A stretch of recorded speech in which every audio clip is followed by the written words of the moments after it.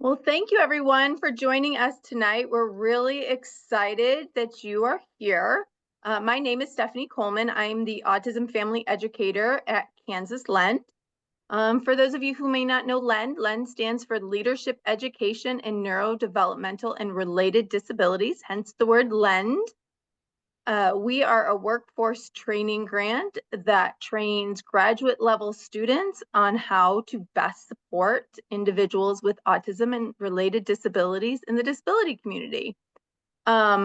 With that training, we also bring in the lens of lived experience of family members, such as myself, and those with the lived experience themselves, self-advocates. And we are blessed tonight to have a few ladies with us that are going to talk about autism and co-occurring mental health, and how it's just going to be a panel. It's just going to be a conversation.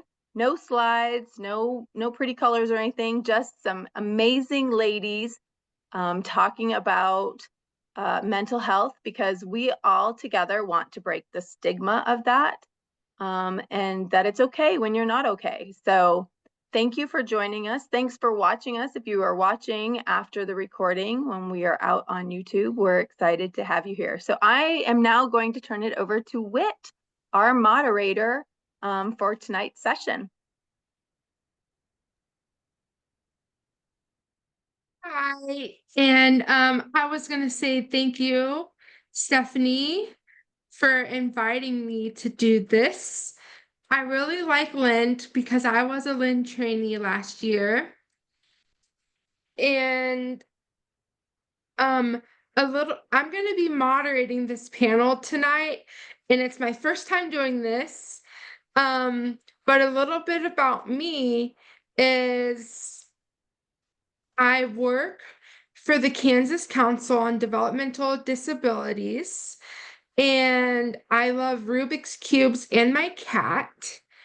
I'm very passionate for mental health awareness, suicide prevention, and really importantly, including autistic people in those conversations, because that's very important. And tonight, I have the privilege and the honor of facilitating a conversation with two lovely ladies, Christiana and Aurora. Hello. Hi. And they both so graciously decided to do this panel tonight. I'm really excited. We'll get into a little bit about their personal experiences with mental health, some challenges they have faced, different ways that they cope, and really just we're just going to talk. It's going to be really laid back. Don't worry, Christiana and Aurora, we're just going to have a good time and share our stories. Whit, I want to let you know, I think Celeste might have joined us. Yes. Hi, Celeste and Courtney. If you want to unmute and Yes, turn on can you hear us now? We can hear you. I'm sorry that my computer is not working, so I just put her on my phone. It took me like great. I just finally at like 6:02. I don't. No, that's great. We're so glad you're here. Okay. Do you need me to? Let me see how I get the camera on. Thank Let's you. see. Hold on. And wait, this is Celeste that's joining us. Hi, Celeste. Oh. Can you see? Mm-hmm. There you are. Yeah. Thanks, Celeste. Hi, Celeste. Hi. Can you hear? Yeah. Okay. Awesome. Wait, you can go Hello. ahead and keep. Yes. Hello, Celeste. Hello. Oh, is Christiana on here? I know her. Yes, your face looked very familiar that's when so I saw awesome. you. Hello. Hello. This is wonderful. Okay. Thanks for joining us, Celeste. Sorry for interrupting you, Whit. You can go ahead and get back to introductions. It's okay. So hi, Celeste. And my name is Whit, and I'm going to be asking questions tonight and moderating this panel discussion. So what I'll do is I'll start with Christiana, if you just want to say a couple sentences about yourself before we get into the questions about mental health. Sure. Hello, everybody. My name is Anna. I have the pleasure of working for the Kansas Youth Empowerment Academy, and I get to specialize in coordinating and facilitating workshops on employment for youth with disabilities.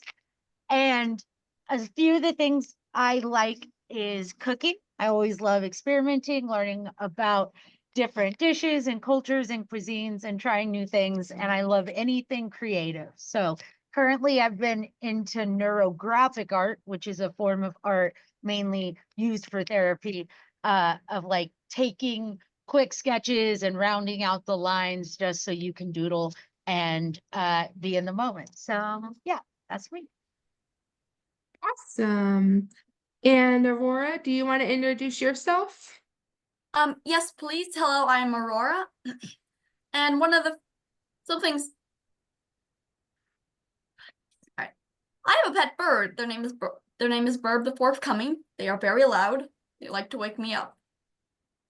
They have somehow discovered that when I wake up, so does the food.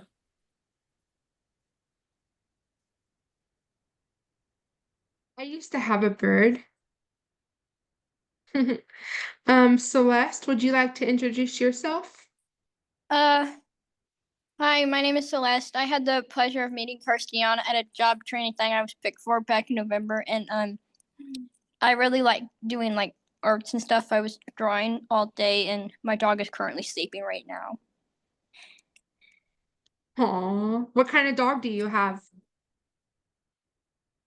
Okay, Toy a poodle. little dog. Cool. Okay, well, Celeste, Christiana, and Aurora, I'm going to be asking you guys some personal questions tonight about your experiences with mental health, the challenges that you faced, and different ways that you cope, that you deal with your mental health when things are hard. Just to kind of open up a little bit, I am autistic and have struggled with my mental health. And I survived a suicide attempt a couple years ago. So this is all really personal to me too. And I think that this conversation that we're going to have tonight is really important. So the first question I have is, have you experienced depression or anxiety? And if so, what does that feel like for you? I have experience as an autistic person. I have been diagnosed with social anxiety, among other things.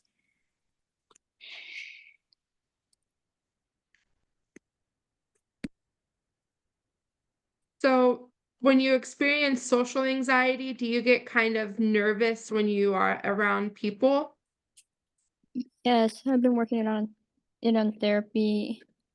Like I'll maybe pick myself or because I get so nervous around people, especially if I'm not used to them. Oh. What about you, Aurora? Have you ever experienced depression or anxiety?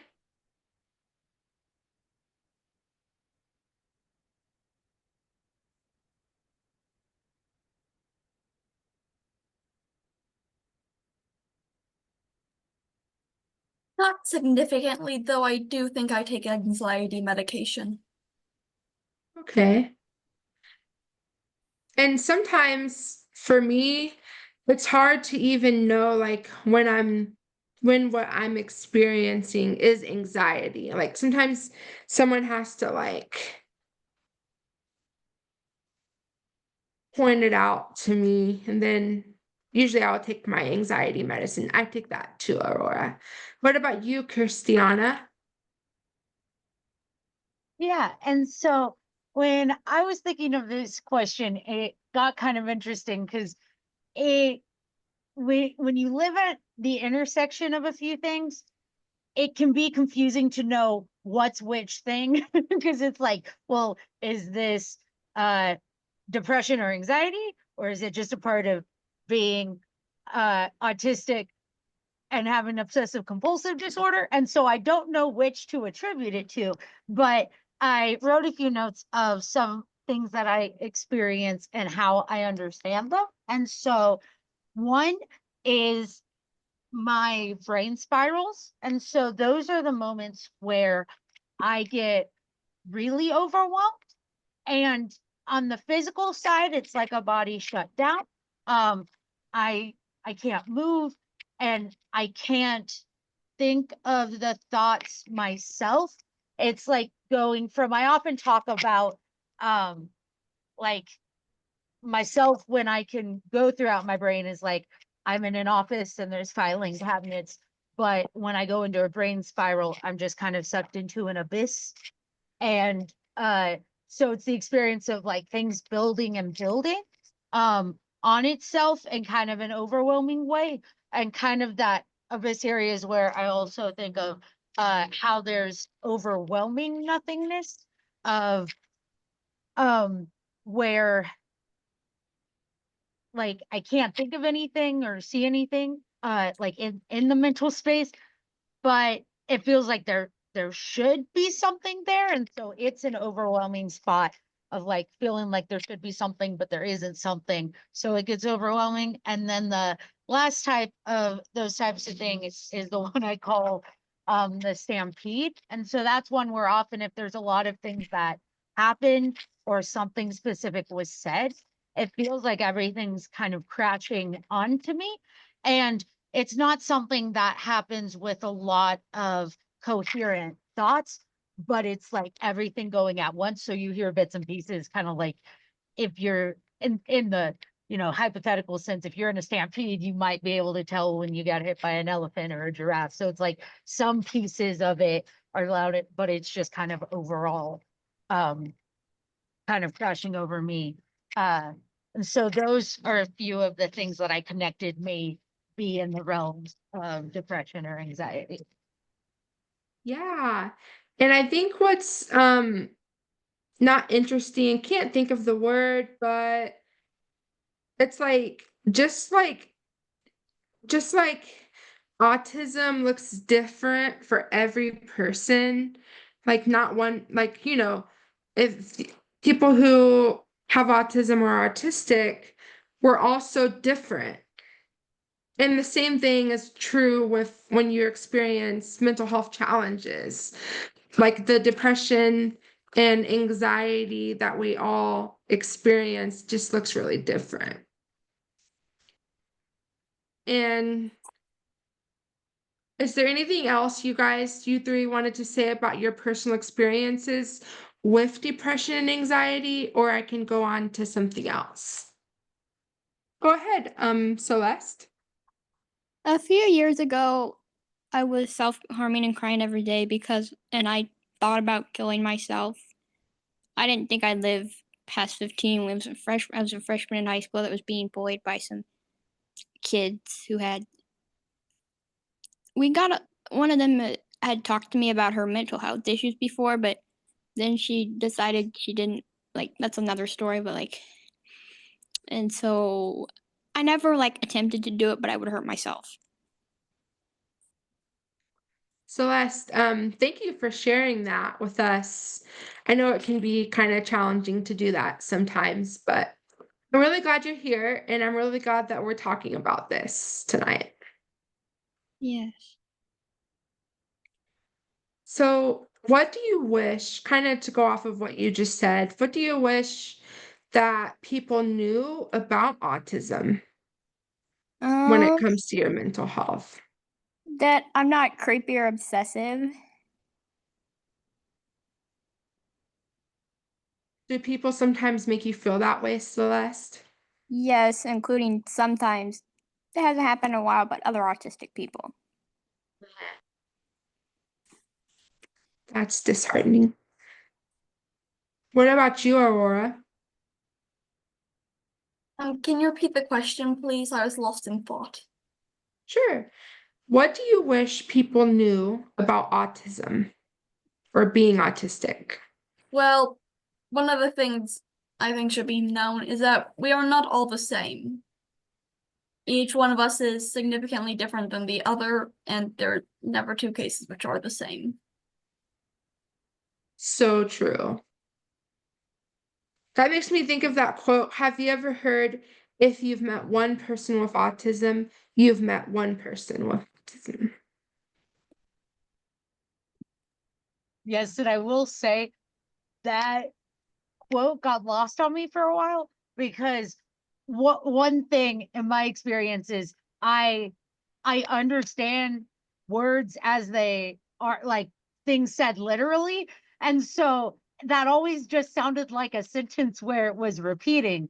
But then I learned that a lot of time people say when you've seen one, you've seen them all. So then it connected that it's just cementing that, because some people get confused by it.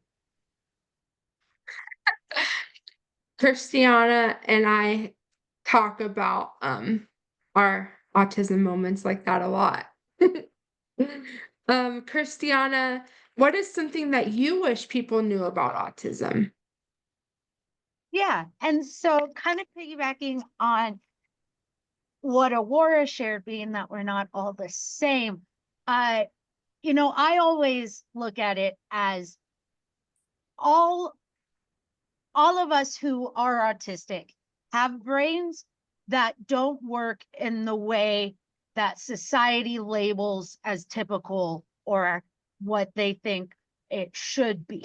And it doesn't mean that our brains work all the same, though it is really interesting seeing, the connections across the autistic experience, like, being overwhelmed on the sensory side of things, understanding words as they're said without understanding like how actions or things kind of make them mean different things.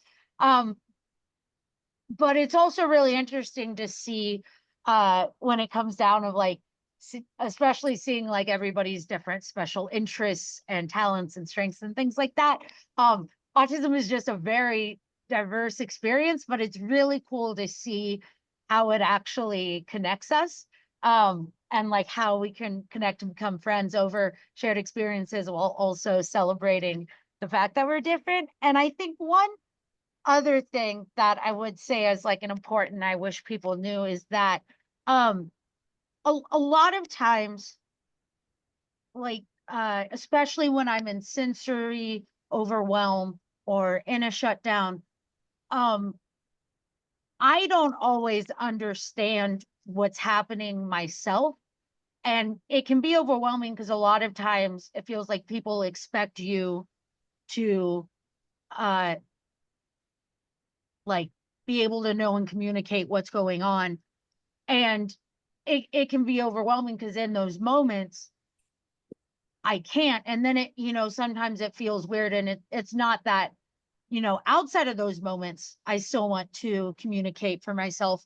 And so I feel like there's a lot of middle ground. If sometimes I don't know what's happening and I can't communicate that, but it doesn't mean that I can't advocate in myself when I can, and so I feel like it's a lot of times seen as one or the other, where, you know what's going on and you can always communicate it, or you can't speak up for yourself, when really life is a combination of both of those times. Wow. Aurora, did you have something to add? Yeah, one of my favorite expressions, which are, well, one of the favorite things I've heard, is basically you have a bag, everyone has a bag filled with marbles, but yours has a hole in it. And people are trying to compare you to the people without a bag, with a bag without holes. And they're mad at you when the marbles keep spilling out. That's deep. And I never heard that before. Wow. And I really do encourage us all about what we wish people knew about autism. I think it's really important to share, just like we're doing now, but just keep sharing with other people what we want people to know. So I have one more question kind of about barriers or challenges that you may have faced with autism and mental health. And I'll start with you this time, Christiana. Have you faced any challenges in getting help for your emotions or mental health? Yeah. Or have you ever felt misunderstood when you're talking about it? Yes, on both. So, uh, one of the things I was thinking about is how the the first and kind of biggest challenge was that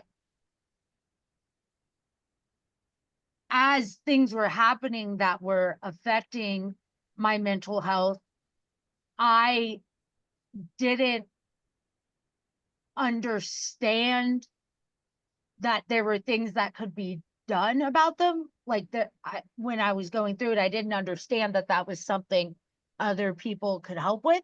And it also wasn't something I had words to describe. And so for a long time, I struggled with being misunderstood because I couldn't explain it myself. And and in a certain way, not understanding it myself. Um, and so it's been interesting to see the journey and kind of shift as I've been able to understand more of my brain and speak it to other people, but it can still be a little confusing sometimes, because a lot of times when you're trying to explain it to someone, they hear it through the lens of their experience, which is also important to be recognized, but sometimes that leads to them understanding it in a way that was connected to that. And I can tell it's not exactly what I meant, but I can't tell how to tell them what it actually is. Like, so it's one of those things where the biggest challenge is kind of understanding what it is to communicate and how to communicate it to get the help. And sometimes doesn't it help to like it just like does it make you feel understood when you're struggling to communicate how you feel or what you need and someone else is like, "Oh, are you feeling this?" And then like that really helps you put words to it. Yeah, sometimes. And so with me, uh, sometimes when I'm in that uh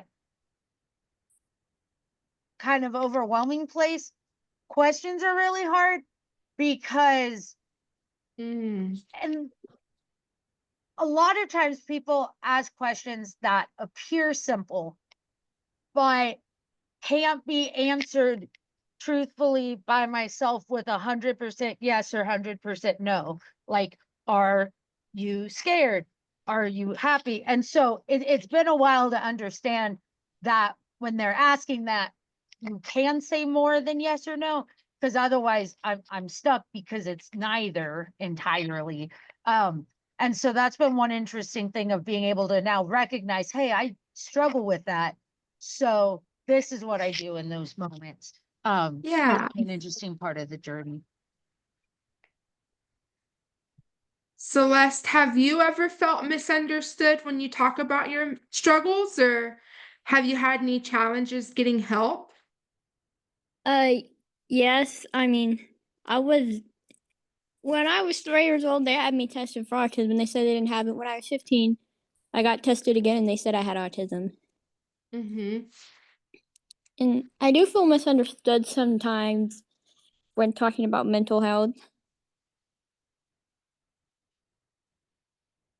So, growing up without that autism diagnosis until you were a teenager, was that hard? Yes. People thought I was weird. Me and my friends, especially my best friend, she's not autistic, but she has social anxiety, which I guess could be kind of similar to autism. Like we kind of like me and my friends, let's say we all struggle together. And there was also a girl in my group that had diagnosed mental health issues, but we suspected she was probably autistic too. okay. I'm glad you have a group of friends. Yes, we have already different schools now, but I grew up like being punished by teachers or classmates, or they'd say I was weird. That's not good. And Stephanie said, everyone struggles. That's okay. So true. And Aurora, have you ever felt misunderstood when you're talking about your mental health or had any challenges with getting help? No, not really. I'm probably one of the lucky few that is surrounded by people who have autism, like my mom, my dad, my brother, and understand it. And so I'm one of the lucky few that probably got most of the help I needed. I love that for you. That's great. And I feel like that can help you. We're all advocates in our own journeys, no matter the support we've had or didn't have, are all part of our stories and can help us share, be advocate for other people. So, Aurora, what are some things that help you cope with your emotions in a healthy way? Well, I usually like to take deep breaths, and sometimes I do like, all right, what are 5 things I can see, 4 things I can hear, you know. That usually helps me calm down, but if I'm still feeling anxious, after that I'll probably just go on my phone. Okay. I love that grounding technique about this using your senses. I do that too. My therapist taught me it. Let's see, Celeste. What are some of your coping skills? I like to draw when I can or try to think of happy thoughts. Give me one happy thought that you think of. Like that I'll get to see my friends again. I love that. And Christiana? Yeah, so with this one, I also thought of a few things. And so as you can probably tell from some of my earlier answers, it really helps me to connect things with like concepts. And one thing that I actually discovered this past year that has been very helpful is, when I'm in those brain spirals or overwhelming nothingness moments, um, everything is going on, but I don't have the movement or the choices to like get it to stop. And for so long, it always felt like the more I would try to get out of it, like the worse it would be. And so uh it actually goes back to there is this German rapper um named Bodo Vodka. I do not speak German, but there's this German rapper who made a rap based off of a very famous German tongue twister called Barbara's Rabababar. And he made a rap, and it from the moment I heard it, like the beat, it just it fit everything. And so I would listen to it all the time and call it my loop song, because it would help me even when I wasn't in those big moments to like continue doing something. Like if I couldn't focus, I would put on the loop song. And then I realized while I was at an airport, I was like stuck in security and they were doing things and they weren't communicating, and I got really overwhelmed. And all of a sudden I found myself not only rocking, but rapping that song. And so it became a tool. And what I kind of identified it as is that it helps me stay where I am. Like I, I'm not good at getting out of the thing, but if instead of going further and further down, I can stay where I am, I think of it as, like when a thunderstorm comes in, if you're here and it's coming in here and you're trying to get out of it by coming this way, you're just in it longer. And so I see those types of strategies as letting the storm pass. And then once I'm out of the big moment, then I can start, thinking, okay, what happened? How do I need to ask for help? What can I actually process? But it's been such a good tool to, use it, finding some type of grounding technique to get me to, not go any further down, but also not, we always think we have to get out of it immediately, but that doesn't always help. So it's kind of helped me to find that, be able to stick in a spot.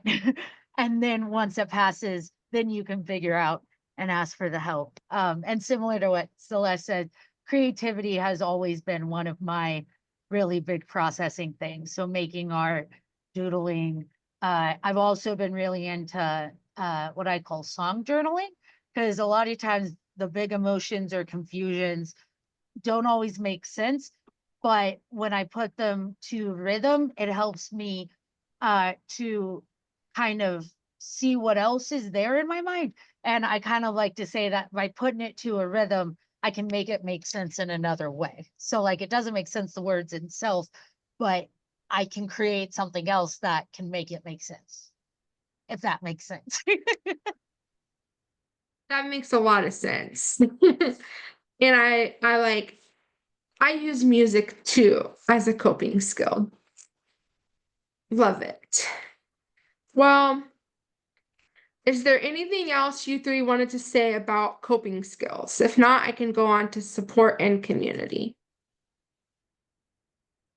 Okay, so we have 3 more questions. Okay, my next question is, what advice would you give to someone who is struggling with their mental health? And I don't know who to call on first, so anyone can answer. I would probably say that it's going to be okay, and though it may be night now, eventually the day will come. Everything will be fine. Thank you. Celeste, did you raise your hand? Yeah. Yeah. What I would say is hang in there, it'll get better eventually. So true. It's important to remember that. Christiana? Yeah. And so one thing I would add to that is that joy doesn't come from everything being easy and nothing being hard and everything being happy all the time. I see joy really shine through the resilience and the persistence, the commitment. Where I love like the promise you make each day of, that you'll be here tomorrow, and that the joy really shines and is even brighter when you can see the journey that you're taking. And so not only do I encourage you to keep going, and like they said, it'll get better. It won't always look the way you expect. Getting better doesn't mean that it won't be hard, but that there is an awesome life for you that you get to continue discovering. And I'm excited, whoever you are, that you're here and you can be on the journey of that discovery. And I also really encourage everybody to find their support system, because there are times I would not have been able to make it through if it wasn't for my friends, my family, my coworkers, that having people who understand me, even if it's enough to just be silent with me until I find the words, or to be there when I'm confused to re-explain something. Having the people who love me and embrace me as I am, and that affects how they help me, has been huge. So if anybody's there, listening to that, I'm really sorry you haven't found that yet, but there are people who love you and will be here for you. And, a great first step are the organizations like KCTD, Centers of Independent Living, KYEA, different organizations where if you don't have anyone that you can find right now that supports you. There are people who work jobs that support you and would love to help you find the supports you need. Thank you, guys. Christiana, Celeste, Aurora.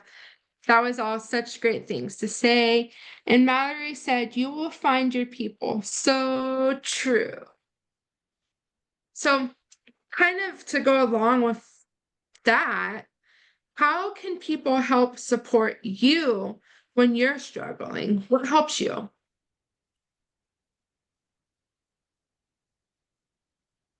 Who are you talking to? How about you, Celeste? Like when I'm struggling, I just want people to be there for me. I don't want them to judge. Yes, and you don't deserve to be judged. You deserve support. When I'm struggling, I sometimes go and hang out with Burb. We just sort of chill for like an hour or so. Okay. Just hang out. What about you, Christiana? Yeah, so this was another one of those cool reflections of ways that I've grown in being able to communicate this past year is when people, and it kind of connects to something I said earlier, when people care about you and want to support you and want to make sure you're okay, often the way they know how to do that is asking questions. And often those questions are very vague, like the question, are you okay? Well, when I'm struggling and you ask the question, are you okay? It gets my, it's one of those kind of mini shutdown moments because it isn't a yes or no answer and I'm struggling. So I can't explain that it's not a yes or no answer. So it's kind of one of those times I get stuck in my head.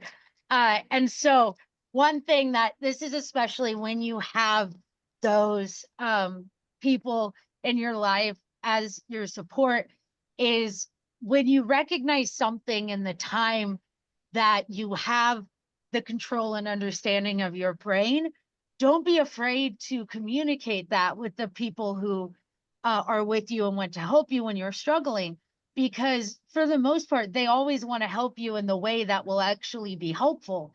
They just don't know that what they're doing doesn't connect with your brain in those moments. So one of the things my mom and I have been able to do is, if there's times I go silent, and I'm also someone who has physical disabilities. So on her side, it's like there's so many things. I could be having a brain spiral, or I could be having a migraine or a seizure or things like that. And so there has to be an acknowledgement of, what she knows that it isn't, while at the same time, if she's saying a lot of things that kind of can get me lost more. And so we've started doing something where if I don't actively need help and she asks that, I'll do a thumbs up. And then she knows to like wait, and what I call kind silence, because a lot of times in those moments, things go too fast and people keeping talking is harder for me to get back out. And so like giving me that space of uh kind silence and asking those like helpful or unhelpful questions. One of the biggest things for me that anybody can do is asking specific questions, because a lot of questions are that very vague, like, are you okay? Well, the answer is not yes or no. And in those moments, it's hard to explain that.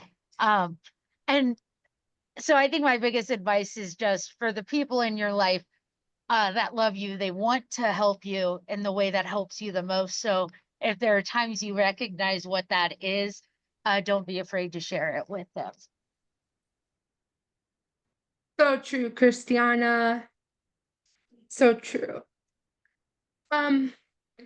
Okay, so kind of the last question here is we're all autistic, right? And yeah, we're all so different and we all have different experiences. What is something that you would like to see change when it comes to mental health care for people like you? Um, And go ahead, Aurora. Yep, probably your being turn. probably being a bit more accepting, because like we said, we're all like I said, we're all different and all unique in our own ways. And what someone might see as a mountain may just be a molehill to another person. Exactly. Makes me think of that quote, different, not less. And I love it. Your turn, Celeste. Something I'd like to see about the mental health movement is make it easier for people to get access to mental health, but also like acknowledge that just because we have the same mental health issues, it doesn't mean we all have the same struggles. We're all different. Exactly. Celeste. Your turn, Christiana.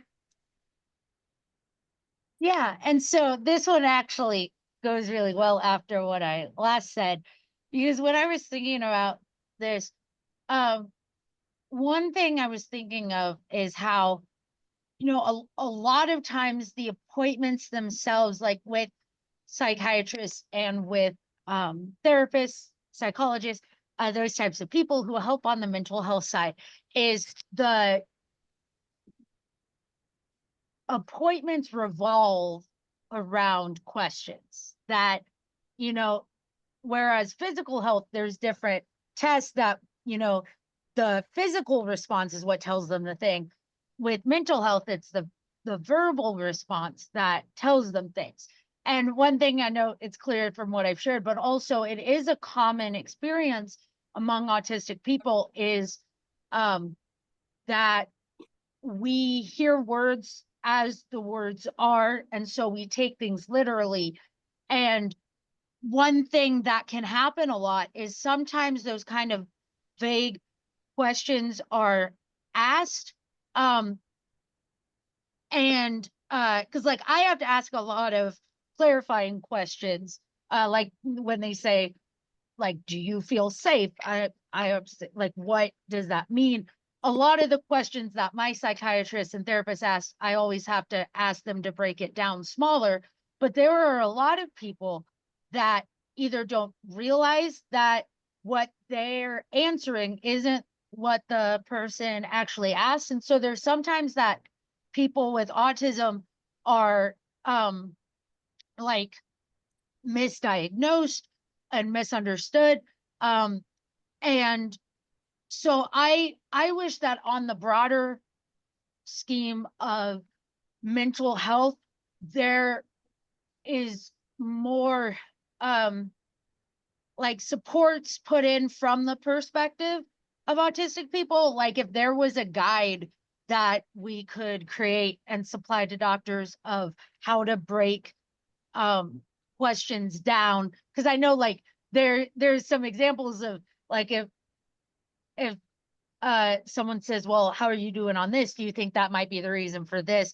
I know you shared a story with me one time, it's not mine to share, but of that kind of similar, they said something, you answered the question and they understood it in a way that wasn't what the answer was supposed to be. And so I think that is kind of one of the biggest things, is it's a common struggle that mental health is misunderstood because the questions they're asking and the questions we're answering aren't always the questions they're actually asking. If that makes sense. Exactly. Yeah, it gets a kind of a confusing blob, but Hey, Wick, do you mind if I ask a quick question? I can say the question and you can direct it. But somebody wanted to know, and this goes along with exactly what you're talking about right now, but somebody wants to know how the school can be helpful to you when you're doing that. I know some of you are older and not in school anymore, but maybe if you can remember when you were in school, or I know Courtney is in school still. So do you mind if that question, Whit? That's a good question. Okay, I'm gonna let you take it from here. So, how can school help? We'll start with you, Celeste. Aurora, are you in school? Yes, I still am. Okay. So, Do I actually look that old? no.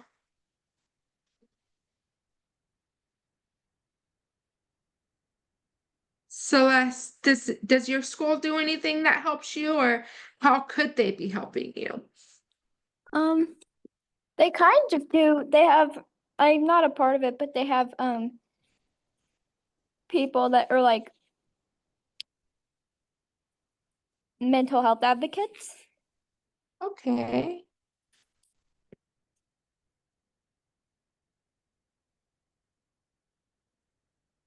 What about you, Aurora?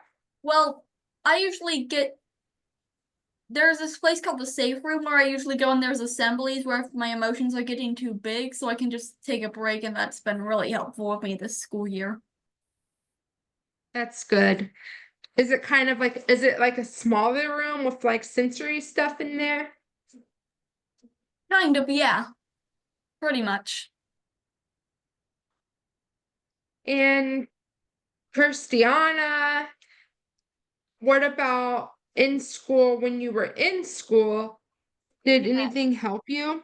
So, and this is an interesting one because similar to what Celeste was saying earlier, when I was younger, it was not understood that I had autism. I wasn't officially diagnosed until last year when I was 23. And so there were a lot of struggles that were misunderstood to other things. And it was also kind of interesting in my journey because during my school years, I was having very often seizures. And so a lot of times I was in and out of school. And I actually ended up switching to homeschool in high school. But kind of the things I'm thinking of now that is a lot of times uh,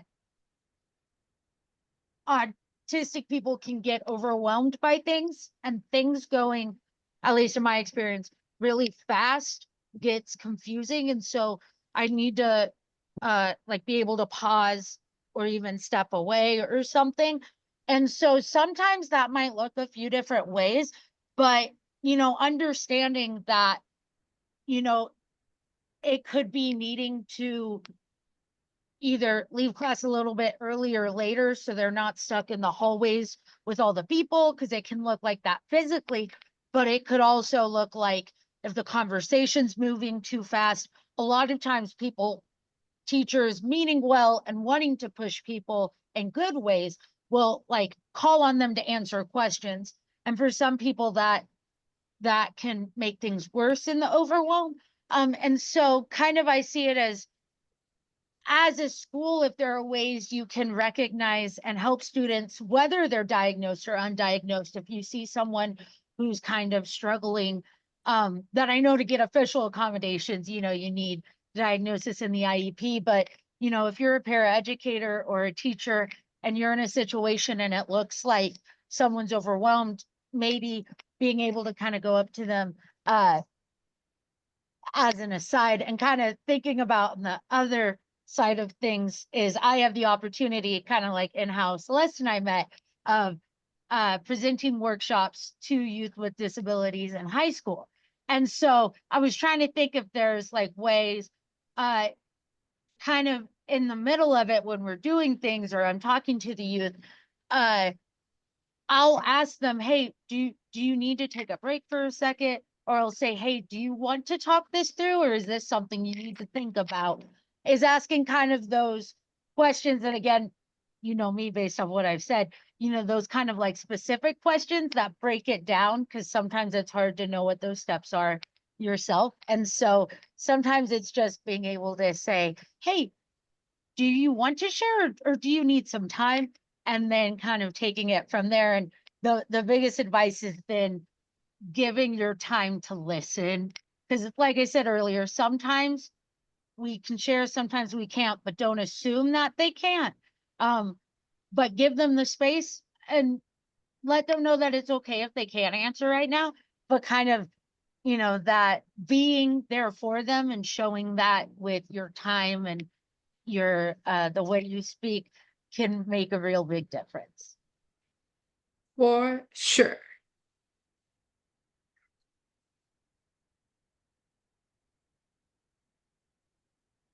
I could answer that question about school. Or we can, is Please there do. any other No, Whit. questions, Steph? No, Whit, not yet. We would love to hear your answer on that one, Whit. Please do. So, I'll share a little bit about high school.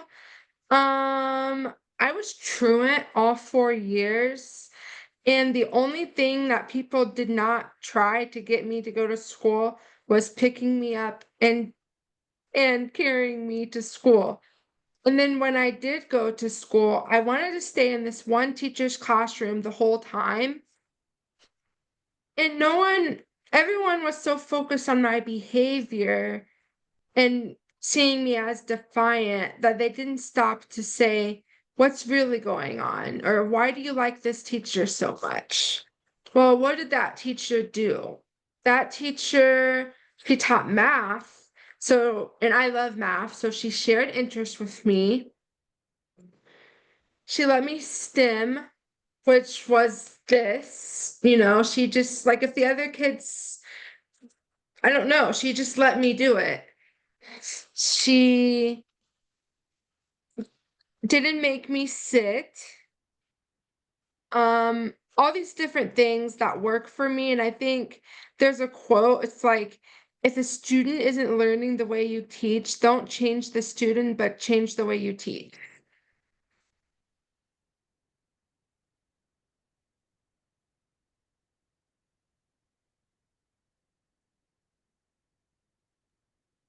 Thank you for sharing that. We have a few more minutes. Did you have any more questions?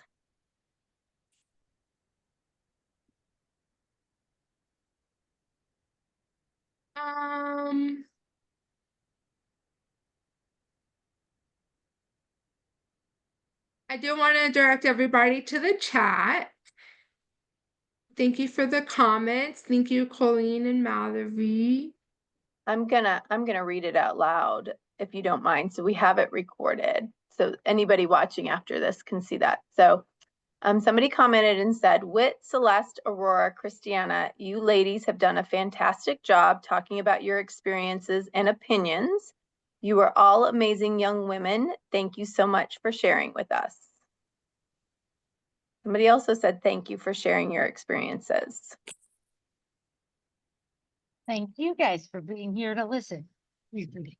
Yeah. One last question that we may have. Let me see, where is it?